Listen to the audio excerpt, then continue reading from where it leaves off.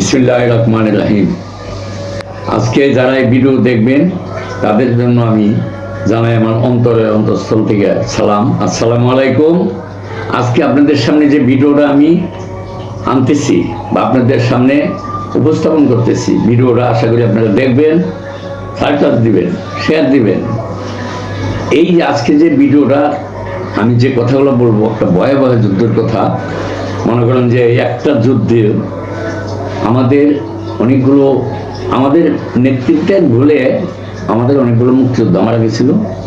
পরবর্তীতে আবার আমরা পাক সেনাদের অনেকগুলো মাইরে আবার ওই ক্যাম্প পরের দিনই আবার উদ্ধার করে আমাদের দখলে নিই। আজকে সেই গল্পটা আপনাদের শোনাবো।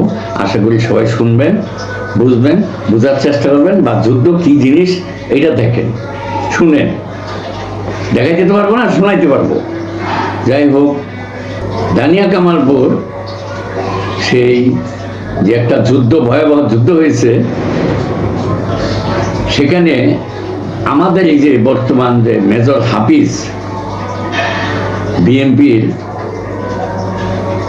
কেন্দ্রীয় কমিটির একজন নেতা মেজর হাফিজ সাহেব, অবসরপ্রাপ্ত হাসিম সাহেব বীর বিক্রম, উনি কিছু সিভিলিয়ান, আমাদের বাঙালি কিছু আর্মি আর কিছু মুক্তিযোদ্ধা নিয়ে উনি দানিয়া কামালপুরে অবস্থান করতেছিল একটা জায়গায়, বাংলাদেশ বর্ডারে, মানে ইন্ডিয়ায় ঢুকে নাই, বাংলাদেশের সীমানার ভিতরেই একটা বাড়িতে ক্যাম্প করে ছিল।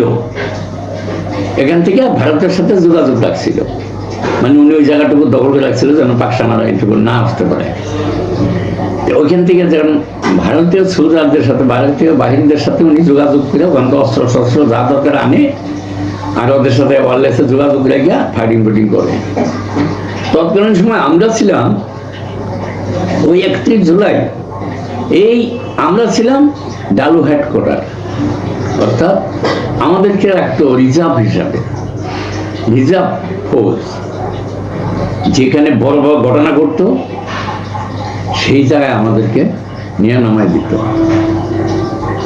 আমরা ছিলাম গেরিলা। যাই হোক, এই যে যে আমাদের এই যুদ্ধটার এই আর্টিলারি বলটা, যেমন আমি বলবো যে অমুক জায়গায় ফেলাও, না হলে আমি অমুক জায়গার থেকে বলছি অমুক জায়গায় ফেলাও, কিন্তু অমুক জায়গার থেকে অমুক জায়গায় বলে হচ্ছে উল্টা হয়ে গেছে কথাটা, উল্টা হয়ে গেছে। পরে ওখান থেকে যতগুলো আর্টিলারি আসছে, আমাদের নিজেদের ভুলে নিজেদেরই অনেক লোকজন ক্ষতিগ্রস্ত হয়েছে, অনেকে মারা গেছে, অনেকে আহত হয়েছে। দেখেন, এরপরে এরা কি করলো, এখানে তো আমরা সব শেষ, আর যারা জীবিত আছিল এরা ওখান থেকে ভাইয়া এদিক ওদিক ঝান্ডা দিতেছে, শর্ত হয়েছে, কারণ আর্টিলারি তো পড়তেছে সমানে আইসা ইন্ডিয়ার থেকে। এখন বিকালে আমাদের কাছে খবর গেছে যে এরকম ঘটনা, সন্ধ্যায় খবর গেছে দানিয়া কামালপুর, হ্যাঁ, এইরকম এরকম ঘটনা ঘটছে। রাত্রেই আমাদের কাছে খবর আসছে কালকে সকালে, পরের দিন সকালে আমাদেরকে ওখান থেকে মাছ করতে হবে। যাই হোক, পরের দিন সকালে 8টার সময় আমাদেরকে পোলিং করলো, সব নাস্তা পানি খাওয়াইয়া রেডি করলো। প্রায় 300-র মতো মুক্তিযোদ্ধা আমাদের হেডকোয়ার্টার থেকে ইন্ডিয়ান আর্মিদের ট্রাক দিয়া নামায়া, ওই ভিতরে ভারতের ভিতর দিয়ে যে বর্ডার রাস্তা আছে সেখান দিয়ে ট্রাক যোগে নিয়ে আমাদেরকে সেই জায়গায় নামায়া দেয়, যেই জায়গায় আমাদের ওই মুক্তিযোদ্ধার ক্যাম্পটা পাক সেনারা দখল নিয়েছে। সেখানে যাওয়ার পর এই একদিকে বাংলাদেশের ভিতর থেকে মেজর হাফিজ সাহেব ওনারা ফায়ারিং, আর আরেকদিকে আমরা ভারতের ভিতর থেকে ওই পাহাড়ের উপর দায়িত্ব বাংলাদেশের ভিতর ঢুকছি। ঢুকে মনে করেন যে আমরা 1 কিলো পর্যন্ত পুরা পজিশন নিয়ে নিয়েছি দুনিয়া সহ। এর ভিতরে কত ধরনের অস্ত্র যে ছিল আমাদের সাথে, rifle, 303 rifle, 4 mark rifle, SLR, হ্যাঁ, রাইফেল, ইস্টার্ন গান, ব্রিটিশ ইস্টার্ন গান, SMG, LMG, টুইস মোটর, থ্রিস মোটর, এই ধরনের বহু অস্ত্র বিভিন্ন জনের কাছে ছিল। আমরা সেখানে আমরা যা 11টায় পৌঁছলাম, 11টার থেকে 11:30 থেকে আমাদের ফায়ারিং শুরু হইতে হইতে বিকাল যখন 4টা, কেন ওরা কিন্তু খুব শক্তিশালী দিনের বেলায়, পাকিস্তানি সৈন্যগুলো খুব শক্তিশালী ছিল দিনের বেলায়। ওরা বিকাল 4টা যখন বাজে তখনই ওদের ভিতরে ভয় ঢুকছে যে সন্ধ্যা হলে তো আমাদেরকে গিলা খেয়ালে এবং মুক্তি বেরোচ্ছে, যদি গিলা বলে তখন ওরা কি হলো, জায়গাটা দখল করছিল মুক্তিযোদ্ধা ক্যাম্পটা, ওরা আস্তে আস্তে পিছনে হটতে থাকলো ফায়ারিং করে, আর পিছনে হটে, আর আমরা ফায়ারিং করি, আস্তে আস্তে অ্যাডভান্স করি, ক্যাম্পের দিকে অ্যাডভান্স করি। এইভাবে করতে করতে আমরা সেই ক্যাম্পটা আবার দখল করি, উদ্ধার করি। এই যে আমাদের মেজর হাফিজ সাহেবের নেতৃত্বে আবার সেই ক্যাম্পে মুক্তিযোদ্ধারা থাকেন, করেন। আর ওখানে যে লাশগুলো মারা গেছিল, ওই লাশগুলো আমরা আহত, নিহত, এগুলো আমরা উদ্ধার করি। এই লাশগুলো আমরা, আমাদের একটা নির্ধারিত জায়গা ছিল, মুক্তিযোদ্ধারা মারা গেলে ওখানে মাটি দেওয়া হইতো বাংলাদেশ সীমান্তের ভিতরে, আর আহতদের মেডিকেলে চিকিৎসা হইত। এই যে ধানিয়া কামালপুর, কি ভয়াবহ একটা ঘটনা যে ঘটছিল, সেটা মানে এই আমার এই সামান্য একটা কথার থেকে কতটুকু বুঝবেন জানি না, আল্লাহ আপনাদেরকে জ্ঞান দেব বোঝার মতো, যে সেখানে এই যে আমরা যাওয়ার পরেও পাকিস্তানিদের কমসে কম 20-30 জন রাজাকার আর পাকিস্তানি সৈনিক মারা গেছে। সারাদিন তাদেরকে আমরা ঘিরে ফেলেছিলাম, আগলের ডাউলে ফেলেছি। তারপরেও তারা 4টা পর্যন্ত, যখন দেখছে সন্ধ্যা হয়ে যাবে তখন তাড়াতাড়ি তারা পিছু হচ্ছে। কত ভয়াবহ, কত শক্তিশালী বাহিনী এরা ছিল পাকিস্তানের। আর আমরা তো 1 মাসের ট্রেনিং, কি করবো। তারপর আমাদের যে ট্রেনিংটা দিছিল, খুব একটা উন্নত মানের, খুব অন্যভাবে ট্রেনিংটা দিছিল, যার জন্য আমরাও আমাদের নিজেদের সেভ করতে পারতাম, ফায়ারিং করতে পারতাম, ওখানে মারতেও পারতাম, এটা পারতাম। ওরা দাঁড়ায় গুলি করতো, বসে গুলি করতো, তো আমরা ওইভাবে না, আমাদের নিজেরা সেভে গিয়ে পরে গুলি করতাম, যেন আমার গায়ে গুলিটা না লাগে। এরকম জায়গা যদি থাকে, আগে ওই জায়গাগুলো আমরা পজিশন দিতাম এইভাবে।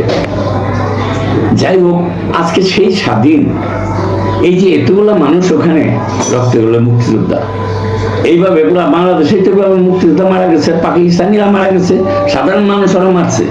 এই যে যুদ্ধ, এই যুদ্ধটা যে কত ভয়াবহ যুদ্ধ, এটা ওদের মেজর হাফিজ সাহেব উনি বুঝতে পারছে, ওনার সাথে যারা ছিল তারা বুঝতে পারছে, যারা আহত হয়েছে তারা বুঝতে পারছে, যারা মারা গেছে তারা তো মারাই গেছে, শহীদের খাতায় নাম হয়েছে। আর আমরা যারা, আমাদেরকে 40-50 মাইল দূরের থেকে নিয়ে নামাই দিল, আমরা যে গিয়ে এখানে ফায়ারিং করে উদ্ধার করলাম, ওই ক্যামেরা পুনরায় দখল করলাম, পুরা ওনারা আবার ওখানে দিয়ে আসলাম, আমরা আবার সে আমাদের রিজার্ভ ক্যাম্পে নিয়ে আসলো আমাদেরকে। ওখান থেকে আবার ট্রাকে করে রাত্রেবেলাই নিয়ে আসলো, রাত্রে 12টা বেজে গেল আমাদের আনতে এখানে। কারণ আমরা ওই যে লাস্ট টাচগুলো উদ্ধার করছি, হ্যাঁ, সব ঠিকঠাক করে দিয়ে আসছি। এই আজকে আমার বাংলাদেশ, আপনার বাংলাদেশ, আগে ছিল পাকিস্তান, এখন হইল বাংলাদেশ, স্বাধীন দেশ। এই বাংলাদেশ স্বাধীন দেশ, স্বাধীনতা কে করেছে? মুক্তিযোদ্ধারা মুক্তিযুদ্ধ করে স্বাধীন করেছে।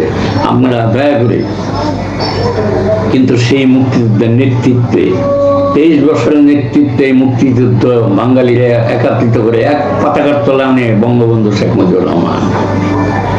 আর 11টা সেক্টরে ভাগ করে, 11টা সেক্টরে বাঙালি ক্যাপ্টেন মেজর যারা ছিল তৎকালীন সময় পাকিস্তানের সময়, তাদেরকে দায়িত্ব দিয়ে 11টা সেক্টরে ভাগ করে দিয়েছে। 11টা সেক্টরে তারা দায়িত্বে ছিল। আর 1 নম্বর সেক্টরে মেজর জিয়াউর রহমান সাহেব ছিলেন। উনি ওই 1 নম্বর সেক্টরে চিটাগাং কালুরঘাট বেতার কেন্দ্র থেকে ঘোষণাপত্র পাঠ করেছিলেন। আর উনি নেতৃত্ব দিয়েছিলেন একটা সেক্টরে, হ্যাঁ, ওনারও অবদান আছে। পরবর্তীতে প্রতিটা সেক্টর কমান্ডারের অবদান আছে, প্রতিটা মুক্তিযোদ্ধার, একজনে যে যুদ্ধ করছে তারও অবদান আছে, সে একজন মুক্তিযোদ্ধা। কিন্তু আজকে সেই মুক্তিযোদ্ধাদের বেলা আমি একটু অনুরোধ করবো বাঙালি জাতিকে, যারা বাংলাদেশি, বাংলা জাতি, বাঙালি জাতি, বাংলা ভাষাভাষী, সবাই অনুরোধ করবো, আমি মুক্তিযোদ্ধা হিসেবে আমি থাকবো না, আপনারা থাকবেন।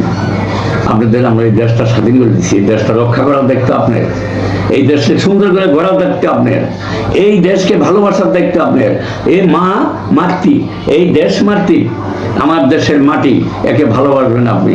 আমি একজন মুক্তিযোদ্ধা হিসাবে আপনাদের কাছে এইটুকু অনুরোধ করে মুক্তিযোদ্ধাদের সম্মান করবেন, এইটুকু বইলা আমি এই ভিডিও থেকে বিদায় নিচ্ছি। আল্লাহ হাফেজ, আসসালামু আলাইকুম।